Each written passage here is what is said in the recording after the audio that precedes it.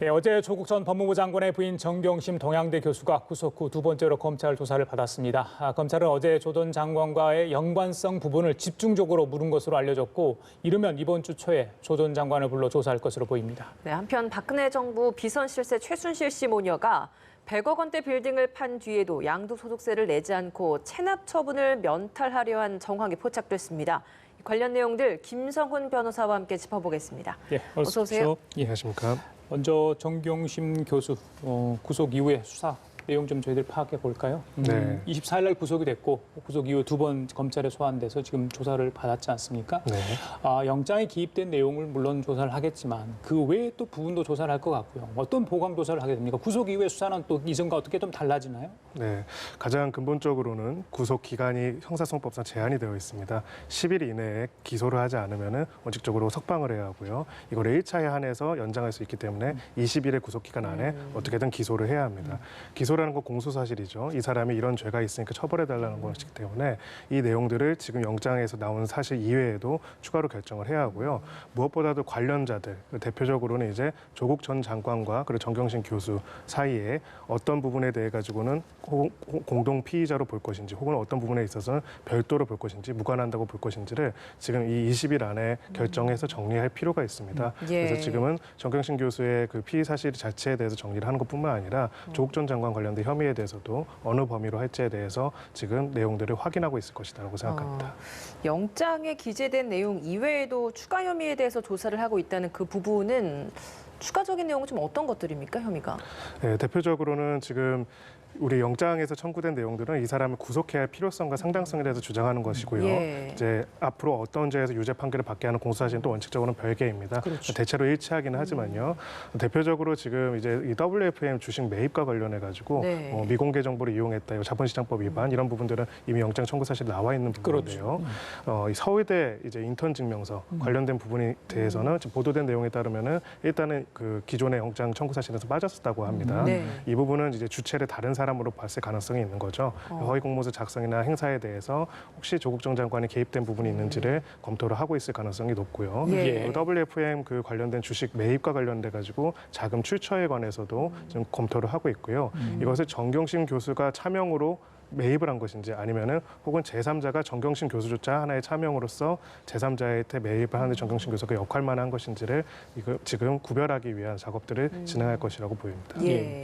그 구속 이후에 정경심 교수 측에서 다른 어떤 법적인 구제를 받기 위해서 노력을 할 건가? 그러니까 구속돼서 구속을 좀 풀려나게 노력을 어떤 걸 할 건가? 그 구속 적부심 있지 않습니까? 그렇습니다. 그거에 대해서 굉장히 좀 신중하게 생각하는 것 같은데 그럴 만한, 그러니까 변호인 측 입장에서는 좀 고려할 만한 내용이 있을까요? 실무적으로는 사실 고려할 만한 내용이 크지는 않을 것이라고 보여집니다. 간단하게 말씀드리면 구속적부심 제도는 원칙적으로는 구속된 피의자 누구나 신청을 할 수가 청구를 할 수가 있습니다. 헌법이나 형사소송법상 보장이 되어 있고요. 다만 이제 이 절차에서는 영장을 발부한 판사가 아닌 다른 판사가 판단하게 되도록 법에 규정이 되어 있습니다. 그렇군요. 그렇기 때문에 이제 영장 발부 자체가 굉장히 부당하다는 이유로 해서 구속적부심을 하는 경우도 있지만 하지만 이것이 일종의 기존의 영장 발부에 대한 항소심과 항고심 같은 역할을 하는 건 아닙니다. 그렇기 때문에 특별한 사정 변경이 없는 이상은 기본적으로는 이 영장을 다시 구속적부심 청구를 인용하지는 않고요. 그 특별한 사정 변경이라는 게 어떤 건강상 이유가 됩니까? 건강상의 이유는 거의 고려는 안 된다고 보시면 되고요. 대표적인 경우는 이제 사기 범행 피해자가 있고 가해자가 있는데 구속이 됐는데 피해자한테 피해액 전액을 공탁하거나 변제해서 합의를 했다. 이런 사정들 혹은 범행 전체를 다 인정하고 관련 증거를 제출했다. 이런 특별한 사정 변경이 없는 이상은 원칙적으로는 구속적부심 청구를 받아들이지는 않습니다. 그럼 가능성을 좀 낮게 보고 계시네요, 변호사께서. 네, 실무적으로는 이제 이게 비율로 봐서는 이제 구속적부심 청구가 반영되는 기준이 한 17% 정도라고 보는데 굉장히 낮은 경우라고 볼 수가 있고요. 이 17%이조차도 아까 말씀드린 그런 특별한 사정이 있기 때문이고 말씀하신 건강상의 이유만으로 이제 구속적부심 청구가 바로 받아들이지는 않고요. 오히려 이제 나중에 이제 집행정지 신청 같은 걸 할 수 있는 여지는 있을 수가 있습니다. 알겠습니다. 정경심 교수가 다음 달 15일에 사문서 위조 혐의로 이미 이제 재판이 시작된 그 재판의 두 번째 공판 준비기를 갖는다고 합니다. 첫 공판 준비기일 때 뭐 변론을 할 수 있는 자료 열람을 해주지 않았기 때문에 준비를 할 수가 없었다라는 부분을 문제 삼지 않았습니까? 네. 이번에 검찰이 그러면 이런 부분 좀 열람을 할 수 있도록 좀 허용을 해줬습니까? 아마 근데 법원의 결정으로 허용하지 않을까 싶습니다. 형사소송법 규정상으로는 검찰의 수사 열람 복사 청구를 할 수가 있고요. 근데 검찰이 거부를 할 경우에 법원에 그것을 허락해 주도록 청구를 할 수가 있습니다. 예. 지금 보도된 내용에 따르면 조금 내용들이 정확하지는 않은데요. 법원에서 그렇게 하도록 명했다라고 보도가 된 부분이 그렇죠. 있기 때문에 그렇다면 뭐 열람 복사는 가능할 것이고요. 무엇보다도 지금 이제 공판 준비기를 앞두고 있기는 하지만은 또 구속이 됐고 또 곧 기소가 될 예정이기 때문에 검찰에서 지금 열람 복사를 안 해준 가장 큰 이유로 삼았던 것이 지금 진행 중인 수사에 영향을 미칠 수가 있다는 그렇죠. 이유인데 현재로서는 뭐 특별하게 그런 사유는 없습니다. 왜냐하면은 열람 복사를 해주기로 결정하더라도 당장 오늘 열람이 되는 게 아니고 이틀, 3일 정도 기간을 정해가지고 그때 와서 열람 복사를 해가라 그렇게 하기 때문에 네. 아마 기소가 임박하는 상황에서는 그 부분도 같이 고려가 될 가능성이 높습니다. 예. 자, 이제 관심은 조국 전 장관의 소환 시점이 아닌가 싶어요. 네. 지금 WFM의 차명 계좌, 그러니까 네. 조국 전 장관의 계좌에서 좀 수천만 원이 나갔고 또 특정 장소에서 그걸 ATM으로 뭐 보냈다 이런 뭐 기사까지 오늘 네. 뭐 언론에 보도되지 않았습니까? 네. 자, 관련해서 굉장히 심도 있게 검찰이 조사를 하고 있을까요? 그렇다면 이 문제에 관련해서 조국 전 장관은 소환 언제쯤 할 수 있을까요? 아마 지금 정경심 교수에 대한 기소 이전에 하는 것이 검찰로서도 기소 이전에 필요할 것이고요. 무엇보다도 이제 상호간에 이제 조국 전 장관과 그리고 정경심 교수가 상호간에 각자가 지금 주어지고 있는 혐의에 대한 중요한 참고인이 될 수 있는 혹은 공동 피의자가 될 수 있는 관계라고 할 수가 있습니다. 그렇기 때문에 정경심 교수에 대한 내용들을 정리하기에 앞서가지고 이 부분을 공범으로 기소를 할 것인지 아닌지 여부까지도 검토를 해야겠고요. 지금 보도된 내용에 따르면은 이제 자금을 이체한 것이 있다라고 했는데 뭐 사실은 조국 전 장관과 정경심 교수는 부부 사이이기 때문에 자금 이체 자체로는 범죄는 안 되는데 이것이 WFM 주식에 사용됐다는 것을 인지를 했는지 어떤 의사소통이 있었는지 볼 것이고요. 그럼 어떤 죄가 성립되는 겁니까? 만약에 이제 인정이 된다면은 두 가지 점이 고려가 될 수가 있습니다. 지금 이 건에만 한정돼서 말씀을 드리자면은 공직자윤리법상 백지신탁 거부죄라는 것이 있습니다. 그러니까 공직자로서 그 적용 대상자가 되는 사람들은 백지 신탁을 해야 하고 그걸 거부한 직접 투자를 하면 안 되는 것인데 WFM 주식을 지금 산 것이 직접 투자다. 그러니까 차명으로 산 것이 직접 투자라고 보고 있지 않습니까? 지금 혐의가 적용된 거는 정경심 교수가 직접 투자를 한 걸로 보고 있는 거죠. 근데 이것을 그것이 아니라 정경심 교수와 조국 전 장관이 같이 한 것으로 본다면은 공직자윤리법 적용이 될 수가 있고요. 지금 2014년도 대법원 판례에 따르면은 기본적으로는 배우자, 그러니까 이해관계인이 백지 신탁을 거부한 거에 대해서 공직자를 처벌할 수는 없다라는 판결이 있습니다. 그래서 그것이 아니라 그냥 정경심 교수가 한 것이고 다만 돈을 요청해서 보낸 거에 불과하다면은 공직자윤리법은 적용이 안 될 거고요. 두 번째로 이제 언론 보도에서 고려된 게 뇌물죄 관련된 얘기들이 있습니다. 근데 직무집행에 대한 대가성 부분인데 이 부분도 조금 어려운 부분이 있습니다. 그래서 사실 법률가들 사이에서도 의견이 갈리는 부분인데요. 그러니까 이것을 염가로 싼 가격으로 WFM 주식을 매수할 수 있는 기회를 준 것이 어떻게 보면은 직무수행의 대가로서 준 뇌물죄가 아니냐라는 그런 의혹을 제기를 하고 있고요. 그러려면 여러 가지 요중 사실들이 있습니다. 소위 말해 입증해야 하는 부분들이 있죠. 이 거래가 WFM 주식을 사는 건 줄 알아야 하고요. WFM이 이것을 염가로 매각하는 건 더 알고 있어야 하고요. 이것이 이 직무랑 또 관련 있는 부분에 대해서도 어느 정도 포괄적인 이해가 인식이 있어야 합니다. 그렇기 때문에 이 부분까지 나아가기 위해서는 조사의 범위나 내용들이 굉장히 상세하게 이루어지지 않는다면은 기소를 하기도 혹은 공소사실을 유지하기도 조금 어려울 수 있는 부분이 있습니다. 그러면 수사에 대한 좀 시기도 좀 길어질 수 있다라고 보시나요? 네, 그렇습니다. 일단은 지금 검찰로서는 판단을 해야 합니다. 어떻게 보면은 이거를 공소사실을 좀 무리하게 구성을 했다가 두 자신들이 혐의를 주고 있는 두 피의자가 모두가 혐의를 벗을 수도 있고요. 한편으로는 공소사실을 너무 단일하게 하게 된다면은 시체적 진실을 놓칠 수도 있겠죠. 그렇기 때문에 제일 중요한 부분은 이 돈을 건네간 경위에 대해 가지고 구체적으로 어떤 이해와 의사소통이 있었는지 그리고 이 두 사람의 진술 말고도 나머지 객관적인 정황으로서 그것을 조국 전 장관이 얼마나 알 수 있었는지에 대해서 판단해 볼 가능성이 매우 높습니다. 예, 알겠습니다. 조 전 장관 동생에 대한 구속영장 한 차례 기각되지 않았습니까? 때문에 검찰이 재청구할 것이다라는 얘기가 좀 나왔는데 좀 늦어지고 있는 것 같습니다. 특별한 이유가 있습니까?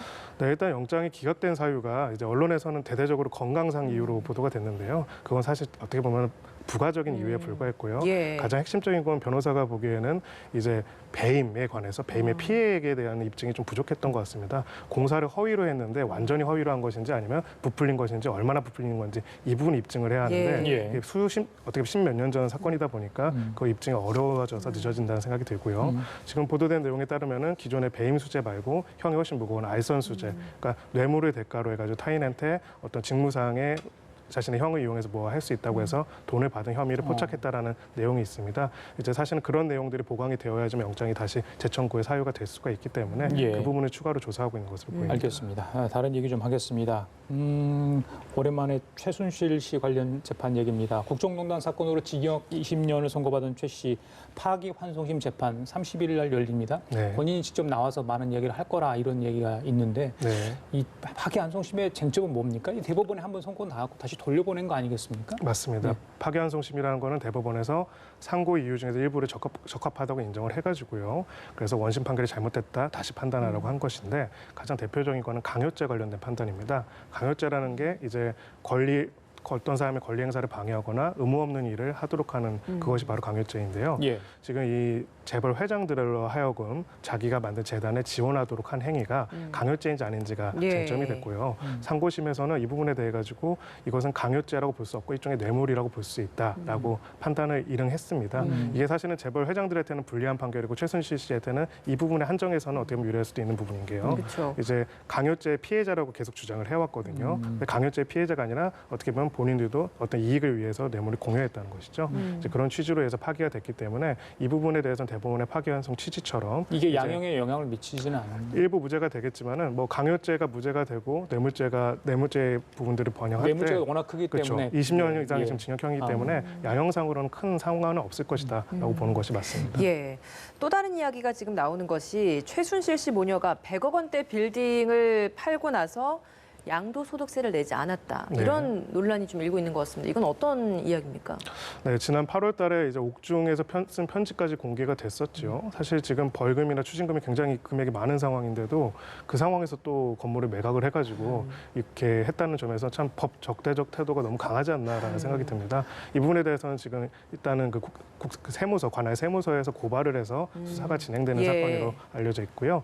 관련된 증거들도 거의 다 확보가 됐고 이 부분에 대해서는 지금 진행 중인 재판과는 별도로 혐의 사실이 인정이 된다면 추가로 기소가 이루어질 가능성이 높습니다. 그러니까 건물을 매각을 한 거죠. 건물 매각 자체는 사실로 보입니다. 예, 그러니까요. 그때 당시 이제 편지에 뭐 추징금 다 내고 얼마 남는다. 이거 너한테 줄 거니까 뭐 맞습니다. 이렇게 해라. 25억, 뭐 30억 예, 얘기를 그런 했죠. 얘기 있었는데 그 과정에서 건물을 매입했고 세금을 네. 내야 되는데 네. 세금을 제대로 내지 않는 그런 정황들이 3명, 뭐 비서까지 통해서 이렇게 맞습니다. 정황이 포착된 거 아니겠습니까? 맞습니다. 예. 30억을 현금으로 전달한다고 했는데 보통은 30억을 현금으로는 전달하지 않으니까요. 일반적으로 정상적인 경우에는요.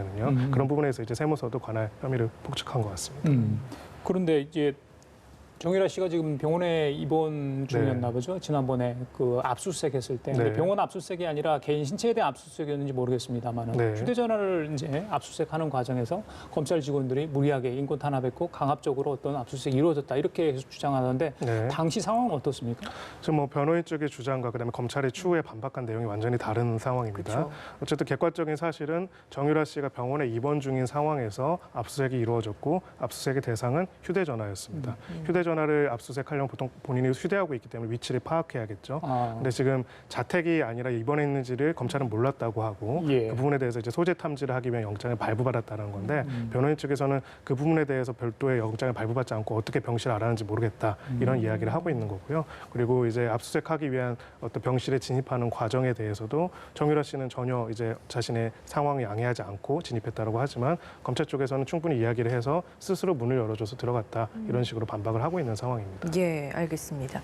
마지막으로 이 이야기도 좀 하나 짚어보겠습니다. 이정현 무소속 의원 오늘 2심 선고를 받습니다. 세월호 참사 당시에 KBS 보도에 좀 개입한 혐의를 받고 있었는데 1심에서는 징역 1년 집행유예 2년을 선고받았습니다.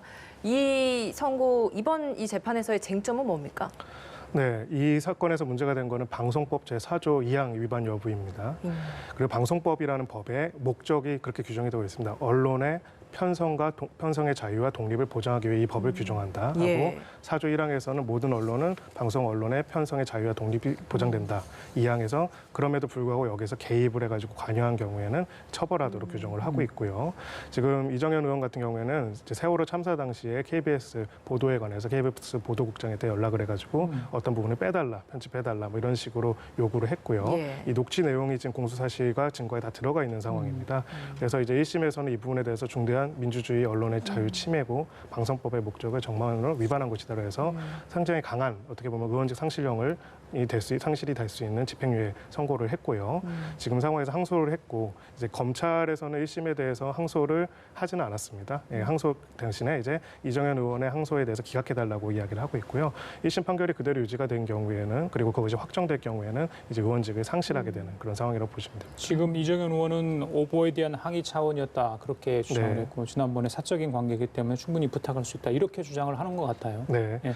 뭐 이 부분은 굉장히 중요한 부분인데요. 사실 오보기 때문에 어떤 시청자가 항의를 할 수도 있습니다. 그리고 한 사람의 개인으로서 부탁을 이야기를 할 수도 있겠죠. 근데 당시 이제 이정현 의원이 청와대 홍보수석이었죠. 홍보수석이었죠. 청와대의 가장 핵심적인 관계자 중에 하나였고 KBS는 어떻게 보면 그냥 사적인 기업이 아니라 공영방송 중에 하나였기 때문에 이런 객관적인 정황들을 고려했을 때 그리고 무엇보다도 이야기했던 내용들, 뭐를 빼달라, 뭐를 왜 넣냐 이런 것들은 단순한 항의 차원이 넘어서서 방송법이 금지하고 있는 편성의 자유를 침해한 매우 중대한 사안이다라고 1심 판단을 했고요. 지금 객관적으로 나와 있는 자료들과 사실만으로 봤을 때는 방송법을 침해했다고 보는 것이 좀 더 타당하지 않나라고 예, 생각합니다. 방송법 위반 관련 첫 유죄 사례 1심 판결 결과만으로 네. 그랬는데 만약에 이 1심 결과가 확정이 되면 어떻게 되는 겁니까? 네, 이제 금고 이상의 형을 선고받고 확정이 된 것이기 때문에요. 예. 의원직도 상실하게 되고요. 그렇게 되는 이제 다음 이제 총선 출마도 이제 어려워질 수가 있고요.